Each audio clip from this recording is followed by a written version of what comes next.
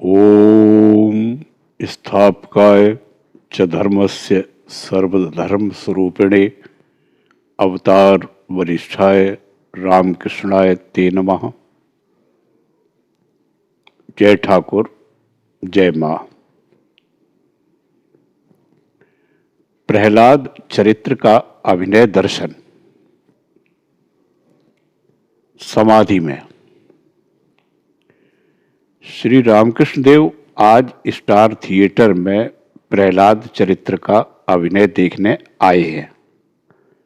साथ में बाबूराम, मास्टर, नारायण आदि हैं। तब स्टार थिएटर बीडन स्ट्रीट में था। बाद में इसी रंगमंच पर एमरेल्ड थिएटर और क्लासिक थिएटर का अभिनय होता था। आज रविवार है, 14 सितंबर 1884। श्री रामकृष्ण देव एक बॉक्स में उत्तर की ओर मुंह किए हुए बैठे हैं। रंगमंच रोशनी से जगमगा रहा है। श्री रामकृष्ण देव के पास बाबूराम, मास्टर और नारायण बैठे हैं। गिरीश आए हैं। अभी अभिनय का आरंभ नहीं हुआ है। श्री रामकृष्ण देव गिरीश से बातचीत कर रहे हैं। श्री रामकृष्ण देव हंसकर बोले, वाह, तुमने तो यह सब बहुत अच्छा लिखा है। गिरीश बोले, महाराज, धारणा कहाँ, सिर्फ लिखता गया हूं। श्री रामकृष्ण देव बोले, नहीं, तुम्हें धारणा है। उसी दिन तो मैंने तुमसे कहा था, भीतर भक्ति हुए बिना कोई चित्र नहीं खींच सकता। धारणा भी इसके लिए चाहिए। केशव के यहां मैं नव वृंदावन नाटक देखने गया था। वहां एक टिप्टी 800 रुपया महीना पाता है। सब लोगों ने कहा यह बड़ा पंडित है, परंतु वह गोद में एक बच्चा लिए हुए हैरान हो रहा था। क्या किया जाए जिससे बच्चा अच्छी जगह बैठे, अच्छी तरह नाटक देखे। इसी के लिए वो व्याकुल हो रहा था। इधर ईश्वरी बातें हो रही थी। उसका जी नहीं लगता था। बार बार पूछ रहा था, बाबूजी, यह क्या है, यह क्या है। वह भी बच्चे के साथ उलझा हुआ था। उसने बस पुस्तकें पढ़ी हैं, धारणा नहीं हुई है। गिरीश बोले, दिल में आता है कि अब थिएटर क्या करूं। श्री रामकृष्ण देव बोले, नहीं नहीं, इसका रहना जरूरी है। इससे लोक शिक्षा होगी। अभिनय होने लगा। प्रहलाद पाठशाला में पढ़ने के लिए आए हैं। प्रहलाद को देखकर श्री रामकृष्ण देव प्रहलाद प्रहलाद कहते हुए एकदम समाधि मग्न हो गए। प्रहलाद को हाथी के पैरों के नीचे देखकर श्री रामकृष्ण देव रो रहे हैं। अग्निकुंड में जब वे फेंक दिए गए, तब भी श्री रामकृष्ण देव के आंसू बह चले। गोलोक में लक्ष्मी नारायण बैठे हैं। प्रहलाद के लिए नारायण सोच रहे हैं। यह दृश्य देखकर श्री रामकृष्ण देव फिर समाधि मग्न हो गए। ईश्वर दर्शन का उपाय कर्मयोग तथा चित्त शुद्धि। थिएटर भवन के जिस कमरे में गिरीश रहते हैं, अभिनय हो जाने पर श्री रामकृष्ण देव को वहीं ले गए। गिरीश ने पूछा, विवाह विभ्राट आप सुनेंगे? श्री रामकृष्ण देव ने कहा, नहीं, प्रहलाद चरित्र के बाद यह सब क्या है? मैंने इसीलिए गोपाल उड़िया दल से कहा था, तुम लोग अंत में कुछ ईश्वरी बातें किया करो। बहुत अच्छी ईश्वरी बातें हो रही थी, फिर विवाह विभ्राट संसार की बात आ गई। जो मैं था वही हो गया, फिर वही पहले के भाव आ जाते हैं। श्री रामकृष्ण देव गिरीश आदि के साथ ईश्वरी बातें कर रहे हैं। गिरीश पूछ रहे हैं, महाराज आपने कैसा देखा? श्री रामकृष्ण देव बोले, साक्षात वे ही सब कुछ हुए हैं। जो अभिनय कर रहे थे उनमें मैंने साक्षात आनंदमयी माता को देखा। जो लोग गोलोक के गोपाल बने थे उन्हें मैंने साक्षात नारायण देखा। वे ही सब कुछ हुए हैं। परंतु ईश्वर दर्शन ठीक होता है या नहीं, इसके लक्षण हैं। एक लक्षण तो आनंद है, दूसरा संकोच का लोप हो जाना। जैसे समुद्र में ऊपर तो हिलोरें और आवर्त उठ रहे हैं, परंतु भीतर गंभीर जल है। जिसे ईश्वर के दर्शन हो चुके हैं वह कभी पागल की तरह रहता है, कभी पिशाच की तरह। शुचि और अशुचि में भेद नहीं रहता। कभी जड़ की तरह है, क्योंकि भीतर और बाहर ईश्वर के दर्शन करके आश्चर्यचकित हो गया है। कभी बालकवत है, दृढ़ता नहीं, जैसे बालक बगल में धोती दबाए घूमता है। इसी अवस्था में कभी तो बाल्य भाव होता है, कभी तरुण भाव, तब दिल लगी सूझती है। कभी युवा भाव, तब कर्म करता है, लोक शिक्षा देता है, तब वह सिंह तुल्य होता है। जीवों में अहंकार है, इसीलिए वे ईश्वर को नहीं देख पाते। मेघों के उमड़ने पर फिर सूर्य नहीं दिख पड़ता। सूर्य दिख नहीं पड़ता, इसीलिए क्या कभी यह कहना चाहिए कि सूर्य है ही नहीं? सूर्य अवश्य है, परंतु बालक के मैं में दोष नहीं, बल्कि उपकार है। साग के खाने से बीमारी होती है, परंतु हिचा साग के खाने से उपकार होता है। इसीलिए हिचा साग में नहीं है, मिश्री भी इसी प्रकार मिठाइयों में नहीं है। दूसरी मिठाइयों से बीमारी होती है, परंतु मिश्री से कफ का दोष होता ही नहीं। इसीलिए मैंने केशव सेन से कहा था, तुम्हें और अधिक कहने से फिर यह दल नहीं रह जाएगा। केशव डर गया। तब मैंने कहा, बालक का मैं, दास का मैं, इनमें दोष नहीं है। जिन्होंने ईश्वर का दर्शन किया है वे देखते हैं कि ईश्वर ही जीव और जगत हुए हैं। सब कुछ वे ही हैं।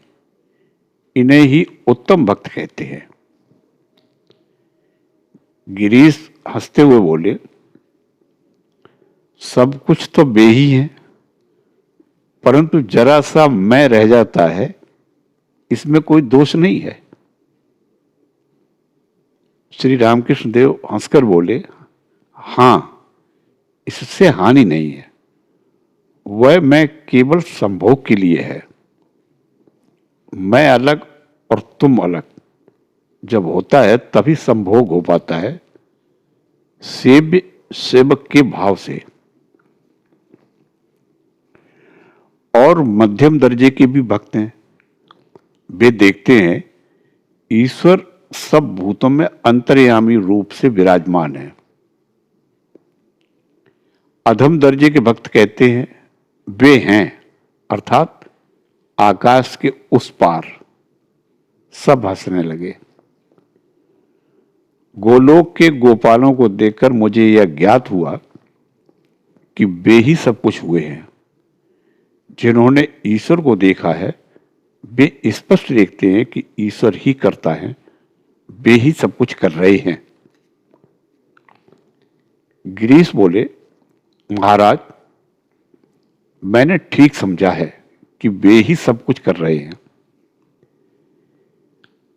श्री रामकृष्ण देव बोले, मैं कहता हूं मां, मैं यंत्र हूं, तुम यंत्री हो। मैं जड़ हूं, तुम चेतना भरने वाली हो।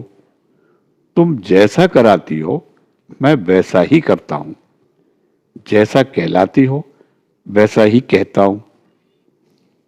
जो अज्ञान दशा में है वे कहते हैं कुछ तो वे करते हैं और कुछ मैं करता हूं। गिरीश बोले, महाराज, मैं और करता ही क्या हूं, और अब कर्म ही क्यों किए जाएं?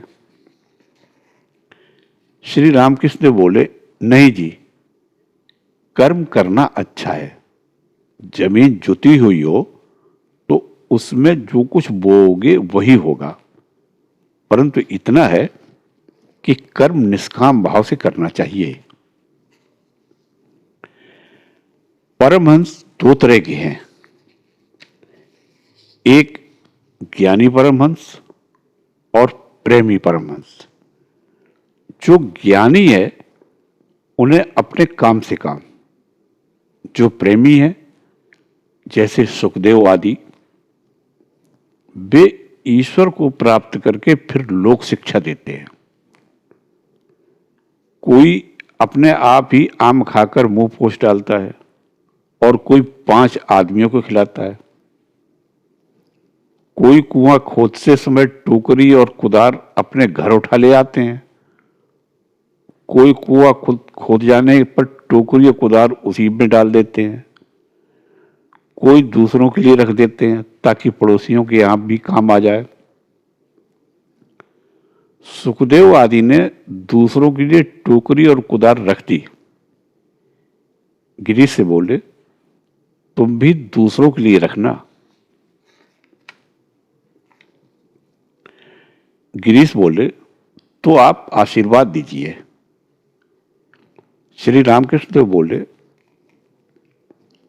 तुम माता के नाम पर विश्वास करना, बस हो जाएगा। गिरीश बोले, मैं पापी तो हूं। श्री रामकृष्ण देव बोले, जो सदा पाप पाप सोचा करता है वह पापी हो जाता है। गिरीश बोले, महाराज, मैं जहां बैठता था वहां की मिट्टी भी अशुद्ध है। श्री रामकृष्ण देव बोले, यह क्या? 1000 साल के अंधेरे घर में अगर उजाला आता है तो क्या जरा जरा करके उजाला होता है या एकदम ही प्रकाश फैल जाता है? गिरीश बोले, आपने आशीर्वाद दिया। श्री रामकृष्ण देव बोले, तुम्हारे अंदर से अगर यही बात हो तो मैं इस पर क्या कह सकता हूं? मैं तो खाता पीता हूं और उनका नाम लिया करता हूं। गिरीश बोले, आंतरिकता तो है नहीं, परंतु यह रुपया आप दे जाइए। श्री रामकृष्ण देव बोले, क्या मैं? नारद, सुखदेव ये लोग होते तो दे देते। गिरीश बोले, नारद आदि तो दृष्टि के सामने है नहीं, पर आप मेरे सामने हैं। श्री रामकृष्ण देव हंसते हुए बोले, अच्छा, तुम्हें विश्वास है? सभी कुछ देर चुप रहे, फिर बातचीत होने लगी। गिरीश बोले, एक इच्छा है अहेतुकी भक्ति की। श्री रामकृष्ण देव बोले, अहेतुकी भक्ति ईश्वर कोटि की होती है, जीव कोटि को नहीं होती। श्री रामकृष्ण देव ऊर्ध्वदर्शी है, आप ही आप गाने लगे। श्यामा को क्या सब लोग जान पाते हैं? नादान मन समझाने पर भी नहीं समझता। उन सुरंजित चरणों से मन लगता शिव के लिए भी असाध्य साधन है। जो माता की चिंता करता है उसके लिए इंद्र आदि का सुख और ऐश्वर्य भी तुच्छ हो जाता है। अगर वे कृपा की दृष्टि फेरती हैं तो भक्त सदा ही आनंद में मग्न रहता है।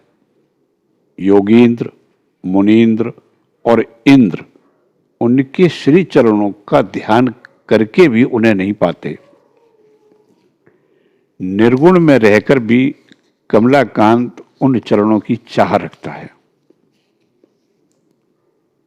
गिरीश बोले, निर्गुण में रहकर भी कमलाकांत उन चरणों की चाह रखता है। क्या संसार में ईश्वर लाभ होता है? श्री रामकृष्ण देव गिरीश से बोले, तीव्र वैराग्य के होने पर भी मिलते हैं। प्राणों में विकलता होनी चाहिए। शिष्य ने गुरु से पूछा था, क्या करूं जो ईश्वर को पाऊं? गुरु ने कहा, मेरे साथ आओ। यह कहकर गुरु ने उसे एक तालाब में डुबाकर ऊपर से पकड़ रखा। कुछ देर बाद उसे पानी से निकाल लिया और पूछा, पानी के भीतर तुम्हें कैसा लगता था? महाराज, मेरे प्राण डूबते उतर आते थे, जान पड़ता था अभी प्राण निकलना चाहते हैं। गुरु ने कहा, देखो, इसी तरह ईश्वर के लिए जब जी डूबता उतराता है तब उनके दर्शन होते हैं। इस पर मैं कहता हूं, जब तीनों आकर्षण एकत्र होते हैं तब ईश्वर मिलते हैं। विषयी का जैसा आकर्षण विषय की ओर होता है, सती का पति की ओर तथा माता का संतान की ओर, इन तीनों को अगर एक साथ मिलाकर कोई ईश्वर को पुकार सके तो उसी समय उनके दर्शन हो जाएं। मन जिस तरह पुकारा जाता है उस तरह तू पुकार तो सही, देखूं भला कैसे श्यामा रह सकती है। उस तरह व्याकुल होकर पुकारने पर उन्हें दर्शन देना ही होगा। उस दिन तुमसे मैंने कहा था, भक्ति का अर्थ क्या है? वह है मन, वाणी और कर्म से उन्हें पुकारना।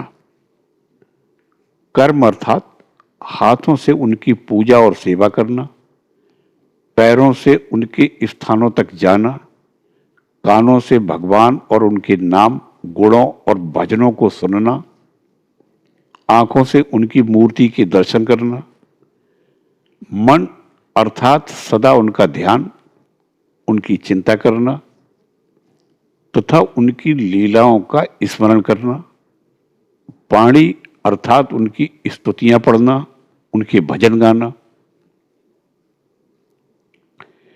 कलिकाल के लिए नारदीय भक्ति है, सदा उनके नाम और गुणों का कीर्तन करना। जिन्हें समय नहीं है उन्हें कम से कम शाम को तालियां बजाकर एकाग्र चित्त हो श्रीमन नारायण नारायण कहकर उनके नाम का कीर्तन करना चाहिए। भक्ति के मैं अहंकार नहीं होता, वह अज्ञान नहीं लाता बल्कि ईश्वर की प्राप्ति करा देता है। यह मैं नहीं गिना जाता, जैसे हिचा साग नहीं गिना जाता। दूसरे सागों से बीमारी हो सकती है परंतु हिचा साग पित्तनाशक है, इससे उपकार होता है। मिश्री मिठाइयों में नहीं गिनी जाती। दूसरी मिठाइयों के खाने से अपकार होता है, परंतु मिश्री खाने से अम्ल विकार हटता है। निष्ठा के बाद भक्ति होती है। भक्ति की परिपक्व अवस्था भाव है। भाव के घनीभूत होने पर महाभाव होता है। सबसे अंत में है प्रेम। प्रेम रज्जु है। प्रेम के होने पर भक्त के निकट ईश्वर बंधे रहते हैं, फिर भाग नहीं सकते। साधारण जीवों को केवल भाव तक होता है। ईश्वर कोटि के हुए बिना महाभाव या प्रेम नहीं हो सकता। प्रेम चैतन्य देव को हुआ था। ज्ञान वह है जिस रास्ते से चलकर मनुष्य स्वरूप का पता पाता है। ब्रह्म ही मेरा रूप है, यह बोध होना चाहिए। प्रहलाद कभी स्वरूप में रहते थे, कभी देखते थे एक मैं हूं और एक तुम।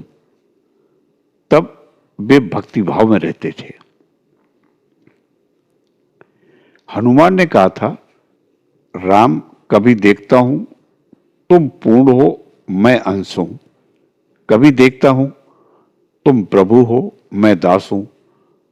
और राम जब तत्व ज्ञान होता है तब देखता हूं तुम ही मैं हो, मैं ही तुम हूं। गिरीश बोले, आहा। श्री रामकृष्ण देव बोले, संसार में होगा क्यों नहीं, परंतु विवेक और वैराग्य चाहिए। ईश्वर ही वस्तु हैं और सब अनित्य और अवस्तु 2 दिन के लिए हैं। यह विचार दृढ़ रहना चाहिए। ऊपर उतराते रहने से न होगा, डुबकी मारनी चाहिए।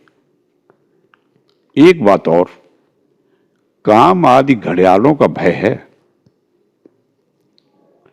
गिरीश बोले, परंतु यम का भय मुझे नहीं है। श्री रामकृष्ण देव बोले, नहीं, काम आदि घड़ियालों का भय है, इसीलिए हल्दी लगाकर डुबकी मारनी चाहिए। हल्दी है विवेक और वैराग्य।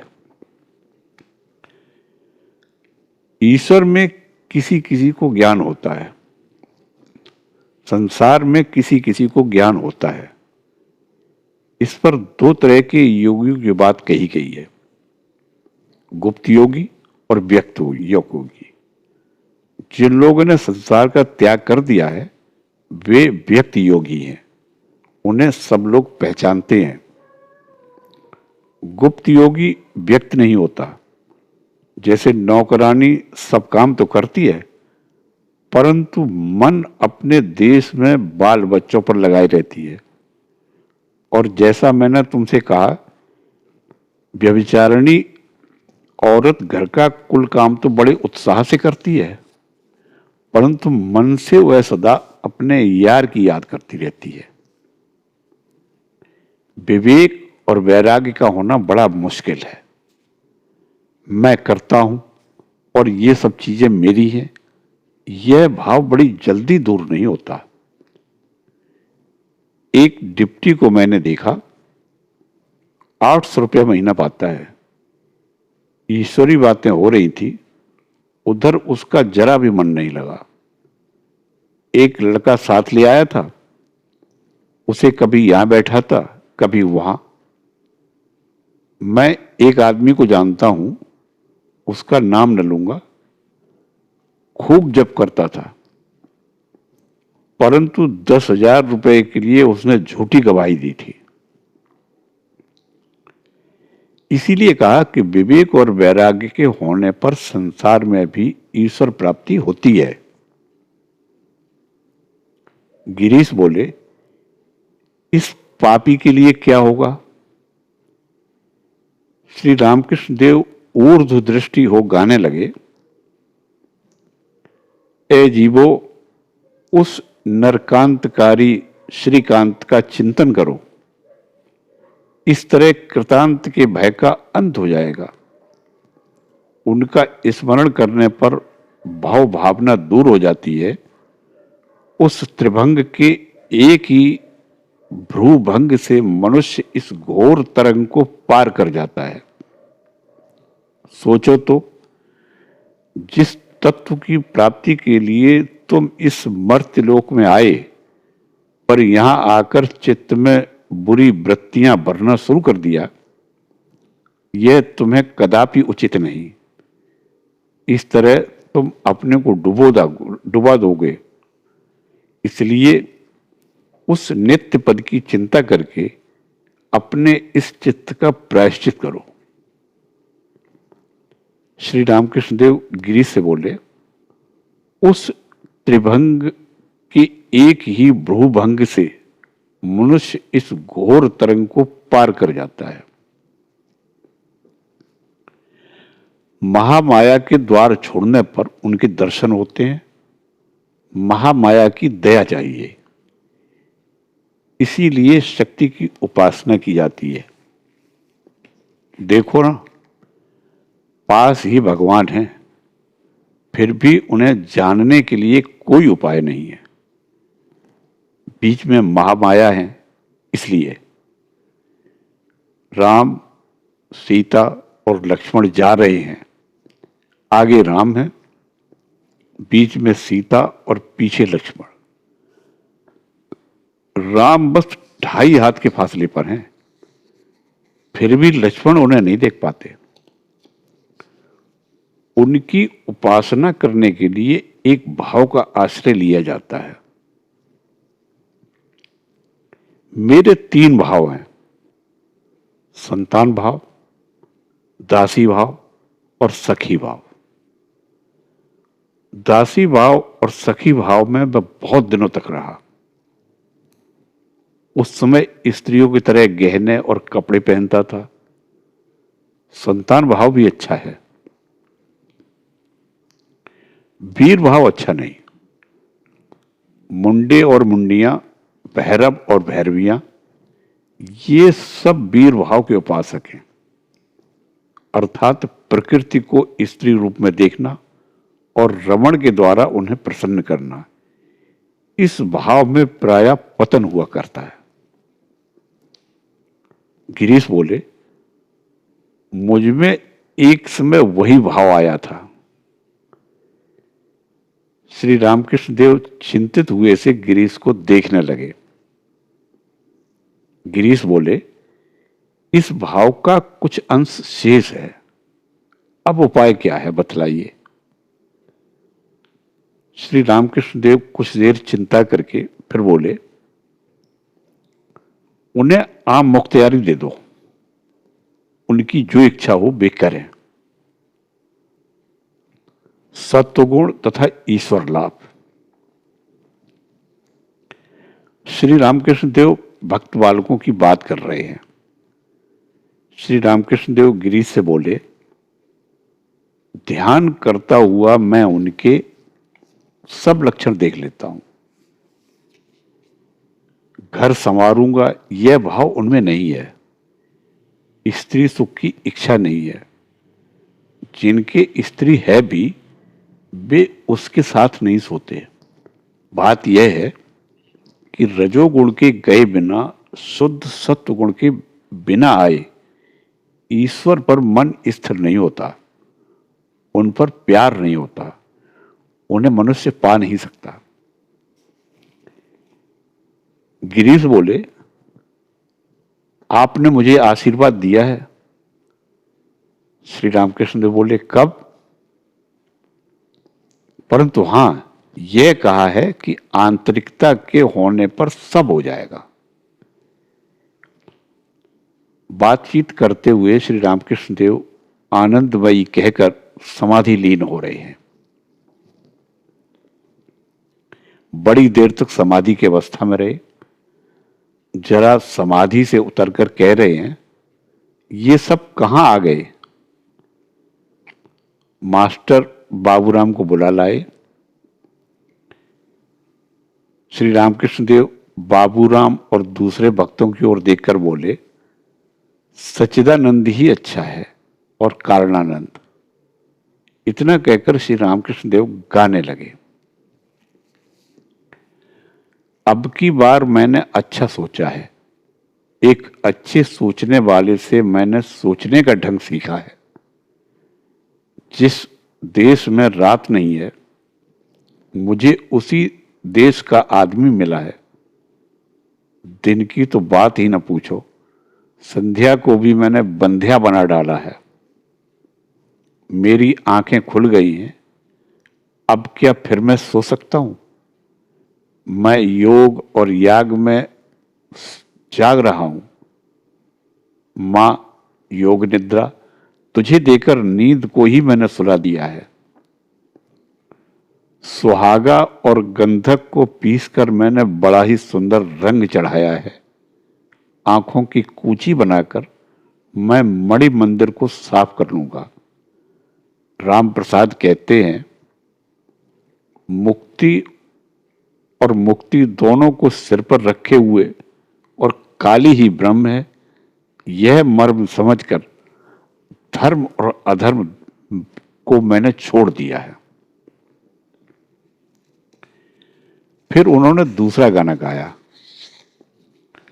यदि काली काली कहते मेरी मृत्यु हो जाए